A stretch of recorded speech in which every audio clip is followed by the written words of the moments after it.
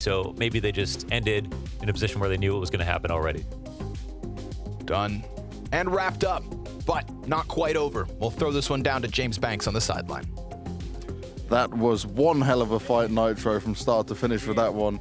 But you do manage to take down NIP in the end. But just tell me what was going through your minds when you got into that overtime side of things, man, because it looked like you had it at one point. Yeah, today, these matches were a bit stressful. Yeah, I think it came down to the wire in a lot of situations that we ultimately lost a lot of like man-up situations, so that's going to be a lot to review. It was more like micro stuff in my opinion, like whenever you'd be in a situation where you freeze and then try to like macro, like think big picture what you want to do, and we get caught while we're thinking too much. So yeah, we're just going to have to review those situations, but overall, I think it's still a very good win in my book, you know. So yeah, we're just going to keep playing how we're playing against Heroic. And when it came onto that overpass game to start things off with, right, you get such a huge lead, it's like 13-2 on your CT side. You must feel you're going to close it out nice and easy, but they were battling back. At what point did you start to realize, okay, look, they might be able to make a comeback here? Yeah, I mean, T-side overpass is really hard. I think they might have been in a bit of a mental like block from their EG game yesterday. We knew that they were going to pick overpass coming into the series, regardless of EG or NIP, like who won that. So we were definitely feeling prepared coming into it, but.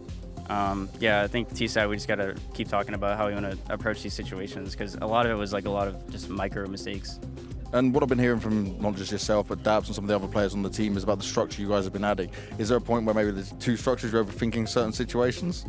Not really. We just haven't had enough time to really like fully, you know, get that structure that we really want, and everyone understand the structure, because it's a lot. It requires a lot of work and a lot of hours to really get it down. So I think ultimately, like, we just haven't had enough time to fully implement it yet. But you got to say, right, one thing that was definitely a shining light, and it continues to be so, is OC on this AWP, right? He is locking it down many times, and he pretty much put Esitag out of the game. That must have been nice to feel. Yeah, I knew Josh was going to pop off today. I was hyping him up. So, yeah, I just knew exactly, like, with the way they played, I knew that Josh was going to pop off, and he did, so I'm very happy. Definitely very happy. But can that now be delivered tomorrow against Heroic, right? A much tougher opponent. How are you feeling going into that one? We're going to feel the same as if we're playing any opponent right now. I think we just need to keep talking about the game and yeah, just like play how we played in practice, and it'll be good. Well, let's see if it will. nitr0, thank you very much for your time, man.